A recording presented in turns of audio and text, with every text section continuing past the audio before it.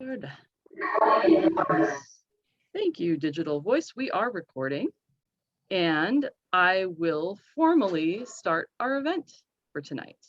Warwick's is pleased to host Caroline Woods as she discusses her new book, The Lunar Housewife, in conversation with a very good friend of Warwick's, Sarah Z. Sleeper.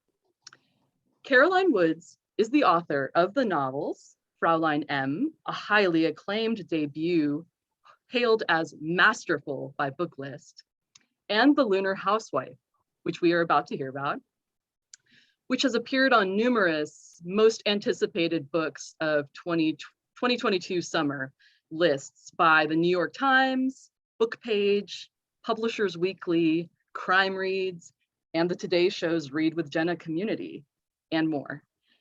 I really loved the write-up in the New York Times Summer Reading Book Review.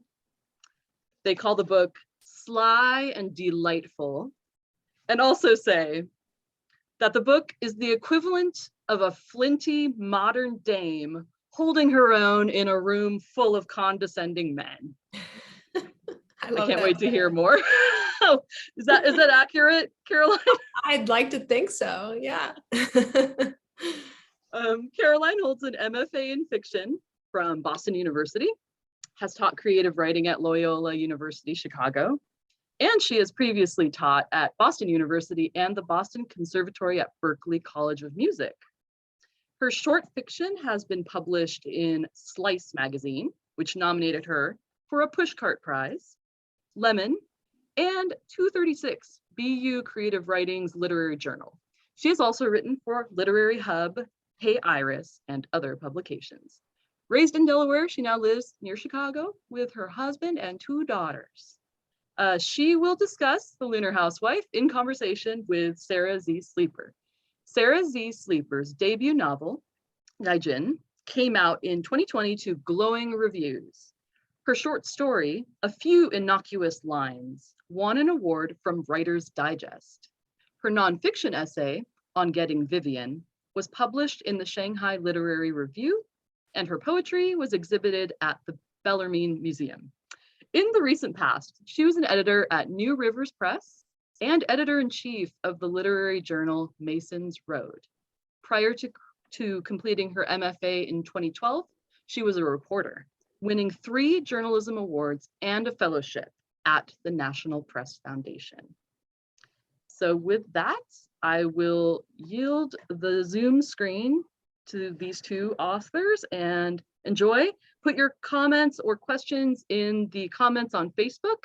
I'll bring them into the conversation after what is sure to be a lively and fascinating talk between these 2. Great. Thank you, Amanda. Thank you, Amanda.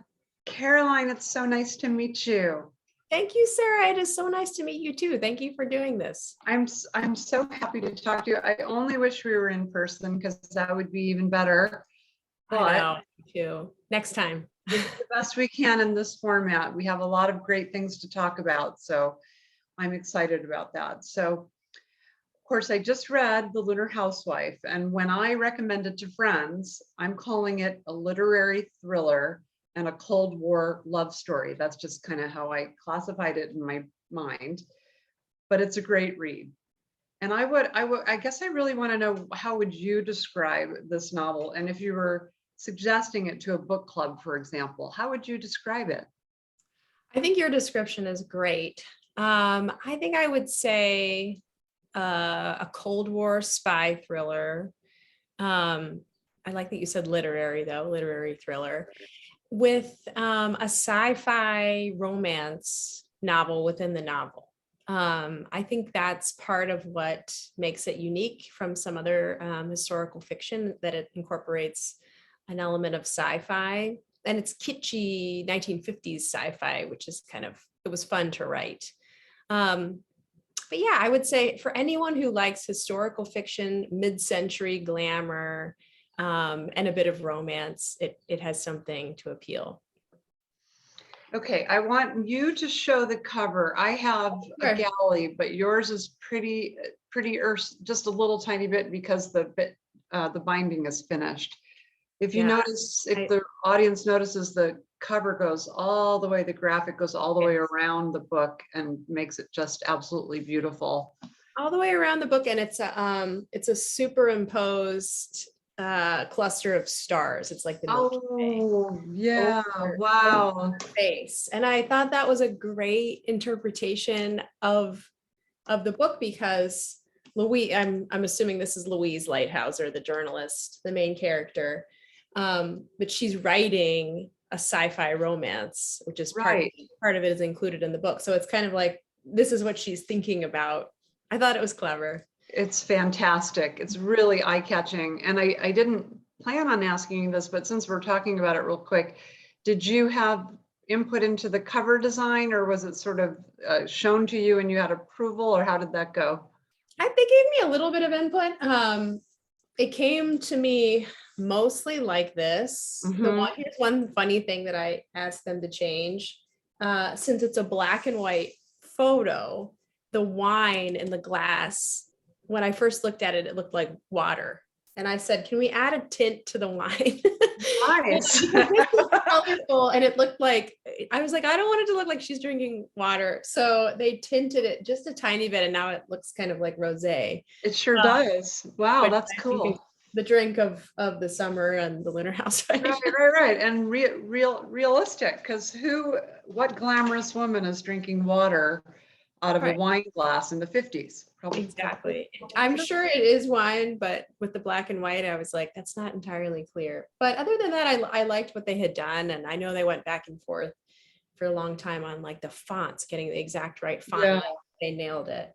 That sure is a good looking cover. It's going to really attract people's attention when they see it in the bookstore. So that's great. Thank So you. I'm going to read a quote. Tom Nolan of the Wall Street Journal wrote, Ms. Woods has written an elegant novel of political and cultural suspense. The Cold War intrigue it conjures is gripping, and Louise's dilemmas and adventures will hold sympathetic readers in thrall. I know you've received a lot of great reviews. Could you give us a little bit of a plot summary without any spoilers and sort of tell us who the main characters are? So the two main characters are Louise and her boyfriend, Joe Martin.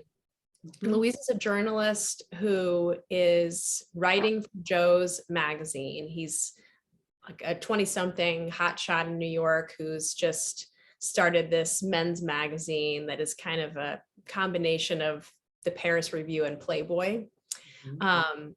And she gradually, as he gives her assignments, and she sees how she's being edited, and she overhears some conversations between him and his partner, she starts to realize that someone else, someone or something powerful is pulling the strings at Downtown, the magazine. And the book ends up being a David and Goliath kind of story where she has to go up against a bigger and bigger and bigger conspiracy to save, well, she thinks possibly her life, but also the integrity of her art, because at the same time she's writing this book, The Lunar Housewife, which is a romance between an American woman and a Soviet man living on the moon, which was, as I mentioned, a lot of fun. Okay, wow, there's a lot within just that short description to really think about. And I'm going to ask you a little bit more about the characters as we go along, but one of the elements that would definitely stood out to me, and I'm sure it would stand out to many people, and part of the reason I call it a literary thriller is because it's just full of literary allusions and historical references, authors. Hemingway, Baldwin, Truman Capote, and others are in the sphere of your main character. Could you tell me or tell us why you populated the book with these types of literary stars? And why was it important for Louise to sort of rub elbows with this group of people? Well, I don't think this would be too much of a spoiler to say that the book is inspired by the true story of the CIA's involvement in using American art and literature as propaganda in the Cold War. So I chose celebrity cameos. The way I chose the people who would appear was to look at writers who actually were affected by this. And Hemingway, sort of famously told friends of his and colleagues that he was moving to Cuba so that they couldn't listen to him anymore. The FBI was definitely listening to him, and he was definitely on the CIA's radar as our greatest living writer. They did not want him saying anything too pro-communist. They did not want him appearing to be pro-Fidel Castro. He was our jewel when the government would go overseas and try to woo the intellectuals of Western Europe and convince them that we have just as much culture as the Soviets, because there was this soft cultural Cold War going on at the same time. So Hemingway, because I knew he was kind of a target, seemed like a natural figure to include for an extended cameo and to become a friend and ally to Louise. As the book goes on, you wonder how many people can she actually trust. And he was a fun friend and mentor to include for her. It was also believable because he did give a really famous interview to a young female journalist in the 50s, Lillian Ross, who wrote a really candid interview about this like couple days she spent with Hemingway in Manhattan. And it was controversial in the time because it painted him in kind of a goofy light at certain points. I mean, he's like shopping for a coat and his glasses are taped together. And so it was controversial, but I read, and I was kind of touched by this, that he actually didn't mind it. And he became friends with Lillian Ross after that and gave her another interview. So I thought the guy must have had a sense of humor. And he just felt like he would be a believable ally for Louise to have in this book. And then people like Baldwin, of course, was affected by CIA censorship and surveillance. That writers of color were targeted probably the most because they had legitimate complaints to make about America. Right. And that was, the powers that be feared that they're gonna, make us sound bad and make it seem as if the Soviets have some kind of moral authority on us. So Baldwin was an early partner in the Paris Review, and he was edged out of that role. And some people wonder if that had to do with the CIA helping to found that magazine. And then you ask, why is it important for Louise to be surrounded by these celebrities? It was realistic because anyone who was in the literary in crowd in New York was going to George Plimpton's parties, and they were packed with celebrities all the time. And not just literary celebrities, but actors and actresses, politicians, people like Jackie Kennedy could be there at any given time. So it seems like a lot of name dropping, but I think it actually would have been what Louise's life was like if she were rubbing elbows with a Paris Review type crowd. Right. And it didn't seem like name dropping. It seems like glamorous, high culture literary world that so many people will be fascinated to read about, because these names they hear, and of course they read their work, but to have you write a fictionalized interaction with those people, it's fabulous. It's like, you just read it, you're like, wow, what would have been like to have been in the room with Truman Capote, and I forgot the actress's name, forgive me right now, who you mentioned, Gloria. Oh, Gloria Grahame. Yeah, She had just won Best Supporting Actress. Yeah, and I put Julie Newmar in the beginning. Right, Julie Newmar. So, I think there are a lot of people who just are fascinated by that era and all of those people, and seeing them all interact with Louise, I was just like, oh, what in the world is going to happen when she talks to Hemingway? So, and Baldwin to me was really, really interesting. I studied Baldwin a lot, and that interaction with him in Europe, I thought was just really amazing. Was that fun to write? It was, and I really wanted to make sure that my fictional Baldwin was speaking like the real Baldwin. So it was great to go back and watch his interviews. And he refers in the book to a real essay that he had come out that summer in Harper's. So it's called Stranger in the Village. Mhm. And he describes it a little bit in the Lunar Housewife. And I was thinking, well, I hope what happens is people read my book and then they go read the Baldwin essay, so that they get a sense of the actual what was at stake in potentially censoring words like this, or stopping magazines from publishing them, because he has, of course, brilliant and devastating things to say. Right, of course. And, censorship still today, here we talk about all the censorship going on. Yeah. Maybe for a different reason, but it's unbelievable that it's still the subject. But so the book is full of secrets, and your previous novel, Fräulein M, was also pretty full of secrets. So why are secrets and searches for answers so crucial to your stories?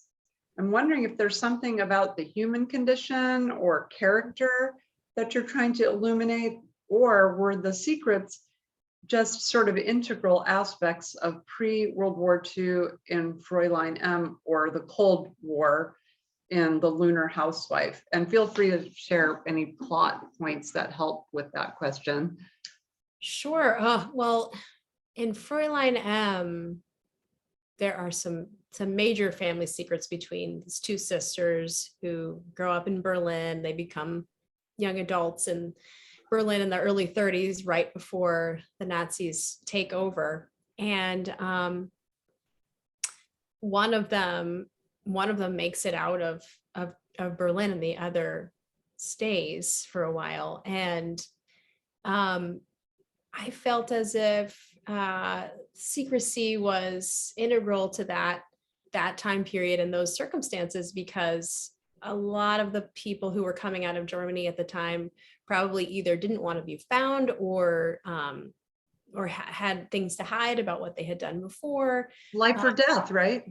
Life or death, right? And there's gender identity comes into play in Fräulein M. There's a transgender character who is being targeted, and of course she had to hide who she was, and they try to encourage her to go back living as a man. And I just think that maybe a lot of times in stories where there is an element of danger, there also has to be the element of secrecy, and of course it makes for a good plot.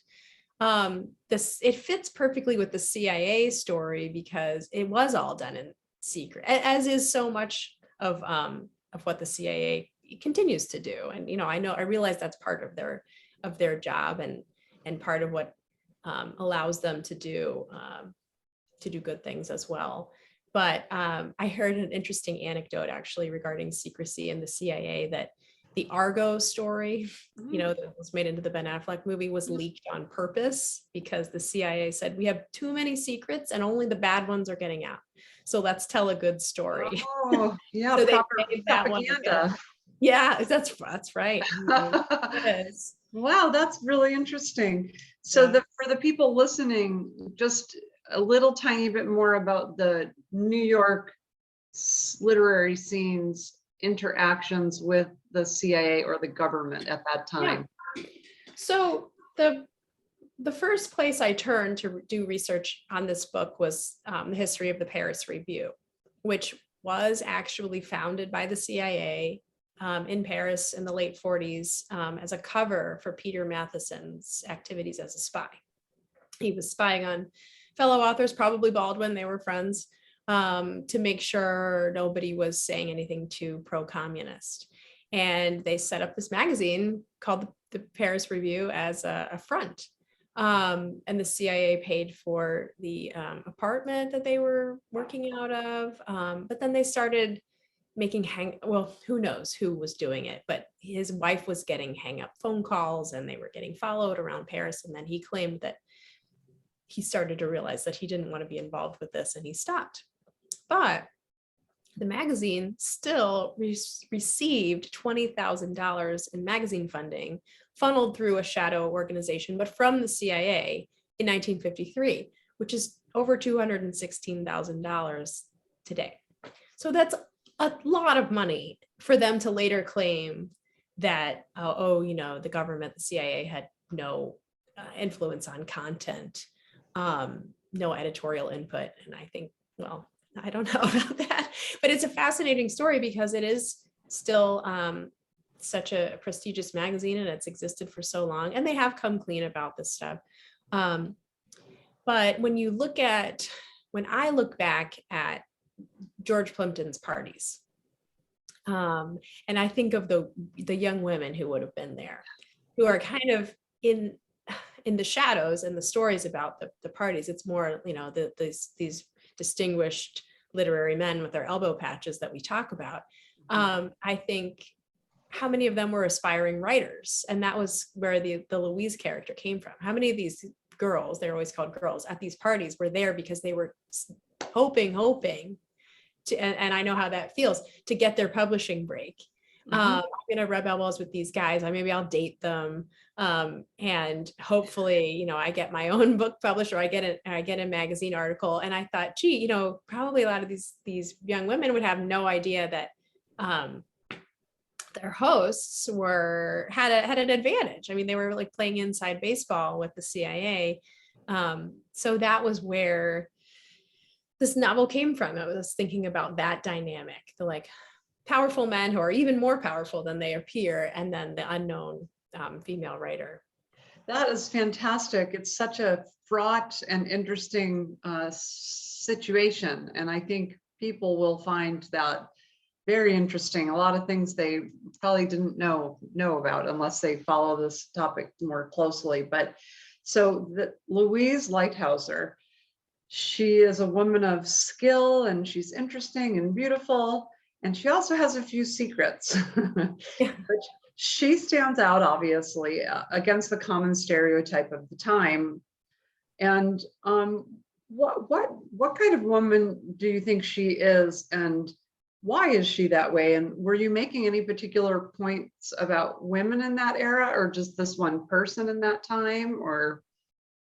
Oh, that's interesting. I think when I first started writing, I was struggling a little bit with giving her enough agency and spice and bravery, because I was feeling a little bit trapped by the restrictions on women in the 50s, and thinking, well, would she say this? Is this believable? Would she do this? And then my agent and I talked about it, and she said, you really need to give her a lot of agency. And I thought, yeah, there were certainly brave women running around in the 50s. And one source that I turned to, and this was about the early 60s, but the early 60s had a lot in common with the 50s, was Anne Royfee's memoir, Art and Madness. So she was actually at those Plimpton parties. She was divorced. She had a little girl who she was raising on her own in an Upper East Side apartment. She had an affair with Doc Humes, who was another Paris Review founder. So she was present for all of this stuff. And I thought, well, yeah, especially among this literary set, there were probably women who managed to behave a little bit badly, or in a nonconformist kind of way, and thwart our stereotype of women in the 50s as being married at 21 and occupying the kitchen after that. So after reading about Royfee and her time at those parties, I thought, I can make Louise interesting. Yes, absolutely. She's so interesting, and she makes a reader feel empowered, because her decisions throughout the book are very powerful. She makes decisions based on her conscience and her emotional strength, which I thought was fantastic. So that was my response, was that I felt empowered, and I also felt moved, and I also felt angry because of, for all the obvious reasons. But what would like if a reader were to tell you, this was my reaction, what would feel the best to you to have? What kind of a reader reaction? Would you just be like, yay, that's what I was going for? Oh, I would love to hear a reader say that they recognize how Louise feels at certain times, but that they, like Louise, have found a way to kind of get the better of the people who are trying to keep them down. And I would like to hear, I don't know, I would like to hear that it reminded them of other women who were alive in the 50s. Like if someone said, Louise could have been my grandmother, because my grandmother is a total badass. Right. And I would say yes. And, and I don't mean to imply either that the female characters of the 50s who did, dominate the domestic sphere wouldn't be interesting too, because Right. certainly they were women. When we look back at the 50s, I feel like the tendency is to assume everyone was, conformist and not that interesting. But of course, they were all individuals who had their own struggles and Mhm. quirks and Yeah. Thinking of writers like Carol Shields, who writes about everyday women, but with such beautiful, compelling descriptions. So of course, there's so much going on inside everybody, but your way of pacing the story to me was very thriller-like. Thriller, you go, it's fast paced, keeps going, it's a page turner. You're like, oh, I have to know what's going to happen next. And I found the fact that there's a whole novella within the novel to be just amazing and fascinating. How did those two stories, I know you don't want to give away the whole story, but like the story of a American woman and a Russian astronaut, American woman pilot and a Russian astronaut, and then Louise and Joe, these two stories, how do you, in your mind, how do they relate to each other? Oh, sure. Well, I wrote the book. I ended up writing it in a linear fashion. And at one point I considered writing the whole Lunar Housewife novella on its own, and then writing Louise's main narrative. But I decided to just write each chapter in the order that for the most part they were going to appear. And I think that ended up being the right decision, because Louise is supposed to be writing it as we're reading about her. And as things would happen in her life, I would have her kind of respond in her writing. And you can see her frustrations with her situation coming out in the pages of her writing of the Lunar Housewife. And as she even comments at one point that as she's discovering the truth behind things that she didn't realize before, she is realizing that pieces of her novel had a different meaning than she even implied in the beginning when she started writing it. So her novel changes meaning as she gains experience and knowledge. And I feel as if the novel allows Louise to kind of write her own ending, or write out the way that she wishes certain things had gone. And again, I don't want to give too much away, but she mentions a farewell to arms at one point, and in some ways her novel is a response to a farewell to arms too. Oh, They're okay. talking about it, and she asks Joe to borrow his copy, and then she continues writing. And I was thinking of it that way. A Farewell to Arms, of course, is wonderful. It's written from the point of view of a man, and this is Louise's book, which is written from the point of view of a woman. Right. Wow, that's fantastic. Interesting. Okay. And good, we did that without spoiling the plot of either. But I mean, since it's called the Lunar Housewife, and you mentioned it earlier, the idea of sort of a moon-based romance, that I had to look up the date of, the lunar landing when I was reading the book. I'm like, wait a second, when did that happen? So, and you called it science fiction, and for some reason I didn't think science fiction, but of course it is science fiction. So it's fantastic to include so many interesting literary and just elements of what was going on in the world at the time. So, okay, so I would like to know, um, we're talking a lot about literary influences and people within the novel. Who are, I mean, it's kind of a cliched question, but I only ask because I'm interested. Who are writers that you really like, or that you admired when you were studying writing? I really love Geraldine Brooks, and I know she has a new book out right now, Horse, which I haven't gotten to read yet, but I'm sure it's amazing. I think her literary style and the way that she has not been pigeonholed in any time period. Like she goes all over the timeline in her books and then does a deep dive. Um, I think she's wonderful. I love Margaret Atwood, and The Blind Assassin was definitely a big influence on this book. Mm-hmm. And I love Lauren Groff. I really liked Matrix last year. That was so good. Sorry, She's go ahead. cool. She's cool. I met her at one time. I can imagine she would be very cool in person. Yeah. I thought what she did in 250 pages in Matrix, I mean, covering an entire life, was incredible. Right. So those are some favorites. Okay, so let me ask you this. I'm going to ask you what you're reading, but not yet. I'm going to ask you first about your writing process. I noted when I was doing a little research that it took about 5 years between Fräulein M and this book, the publication of them, I should say. How long did it take you to write your books? And do you do a thing where you do that writing at a specific pace? Like, do you say, I have to write X amount of words a day or X number of hours a day? Or how do you do that? I did.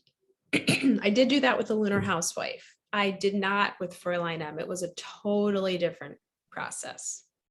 So Fräulein M, I would write in big bursts when I felt like I had time. So I may decide on a Saturday that I was going to write, and I would try to write 3,000 words and finish an entire chapter. And then I would go back to my job and maybe let it go cold for an entire week or something like that. But because I knew I wasn't going to be writing every day, I would try to cram in these big chunks. With the Lunar Housewife, I was reading a lot about Hemingway, and I specifically was looking for advice that he gave young writers. And one of the things he said was, like, you set your daily count, you don't fall behind in the count, and you stop right when the getting is good. So you could stop mid-sentence and then you go to bed, or because I write at night, then I would go to bed. And I did that with the Lunar Housewife, and I was shocked at how well, at least for me, that worked, and how much better it was than my previous writing style. I wouldn't try to get past the count. I would aim for about 800 to 1,000 words, stop mid-sentence, and then he was right. You come back to the computer and you know exactly what you're going to say next. Right, because it's like mid-thought or mid-sentence, so then you just re-engage, right?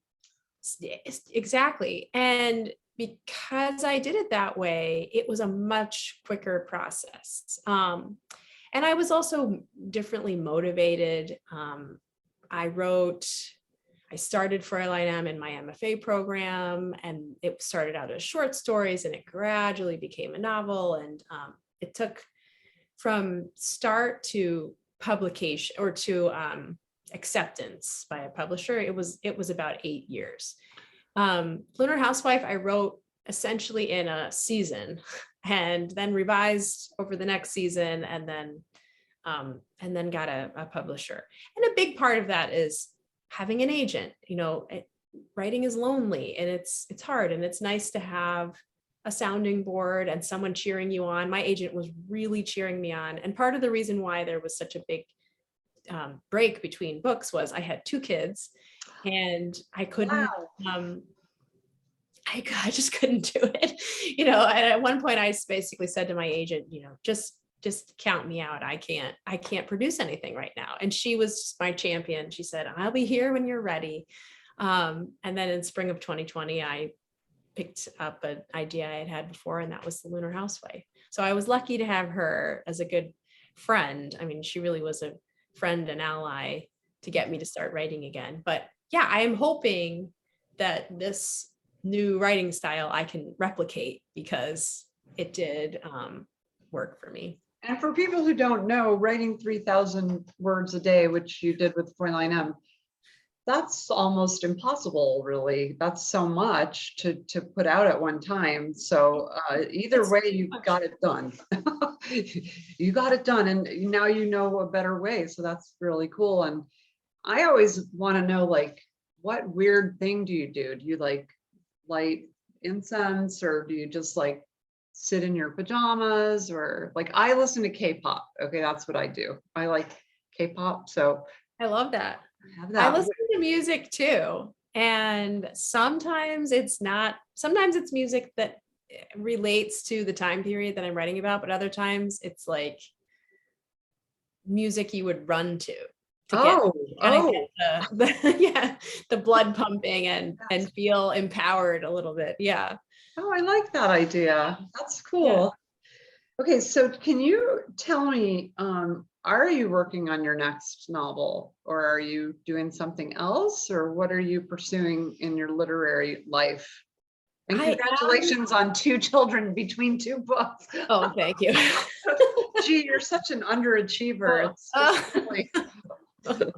Thank you very much. I'm in the like ideas phase, and I have 3 ideas. I was trained to do that in my MFA, to write like 3-paragraph pitch kind of things and then try them out a little bit. So they're all historical. 2 are in the 1880s and 1 is in 1950 again. So I'm looking forward to that. Like, I think in a couple of weeks, when things are a bit quieter with the Lunar Housewife, I really want to jump back in and write another book. I am kind of getting the itch. Oh, fantastic. That's a good feeling. It's a good feeling. Okay, so this is the question. I know Amanda's going to come back soon, and this is the question people, every time I forget to ask it, they're like, oh, what are you reading? I'm reading a book that doesn't come out until next March. I think I can say the title though. It's called Camp Zero, and it is by Michelle Sterling. And I think you're going to be hearing a lot about it because it is perfect for fans of Station 11. Okay, wow. It is really, really good. Near future, I guess you could say sci-fi, and it also has a spy element to it. I love it. It is super good. Camp Zero. I think her publisher is Atria. I think they're going to do a cover reveal soon, but I'm super excited about that book. Very good. And so you get a little advanced access that the average person might not get to the galley. A good perk. Did you have a favorite one that you read during the pandemic, during the lockdowny parts? I think I reread Station 11. Oh, okay. So you're on. I read Untamed by Glennon Doyle in those early days. I think a friend lent it to me, and it was exactly what I needed at the time, because so much fell on mothers right then. Yeah. And Glennon Doyle felt like a good empowering antidote to that kind of pressure. Rereading Station 11 was really pretty beautiful, I thought, in that moment, because I had forgotten how good the book was, and also it's amazingly hopeful for a book about a devastating global pandemic. So yeah, right. Yeah, that's my sharpest memory of what I read then. Okay, well, I think those were the questions that I had for you today. I'd like to show everyone the book. Mine is not quite as great as hers because it's a galley copy, which means it's an advanced copy. So it doesn't have the pretty binding, but it's the same cover. And it's been my pleasure to talk to you. Sarah, you too. Thank you so much. Really fun. And I'm recommending it to all my friends for sure. And I always recommend that everybody go to Warwick's and independent bookstores wherever they live, and, buy the books from those stores. My idea. Thank you. I found Camp Zero. It's available for pre-order now if anyone's interested. I put it in the comment section. Awesome. Also, Caroline, if you're interested, you may have another event going on tomorrow, but we're hosting Geraldine Brooks in conversation with Oh. Michael Lewis, and it's a free event. Sorry to plug another event during your event. It's like it's like how there's a book within your book. Sorry guys, there's an Oh, event that's within fine. this event. I will tune in. I love that. I am a huge fan. Yeah, I'll put the link for that in the comments as well. But I have a question, if that's okay. Sure. You mentioned that the Lunar Housewife is in that kind of schlocky 50s sci-fi style. I watch a lot of Mystery Science Theater, and like that's a mainstay of the show, is that genre. Are you a fan of that genre? Do you have any favorite movies in that genre? I was just curious. Oh my gosh. You know what? I am a fan. I don't know if I know any movies that well, but I love the Twilight Zone. And Yes. I was kind of inspired by what I learned later about the Twilight Zone was that it was really subversive, and that there were hidden, somewhat hidden meanings in each episode about like racism in America. And I thought that's what I was going for with the Lunar Housewife, to like make a novel that looks like one thing but contains this other message that, hopefully her readers, Louise's readers, would understand. That's awesome. Thanks. And well, to get the kind of flavor, I read I looked at mostly magazines, like pulpy sci-fi magazines from the 50s, which have great art. Oh, yeah.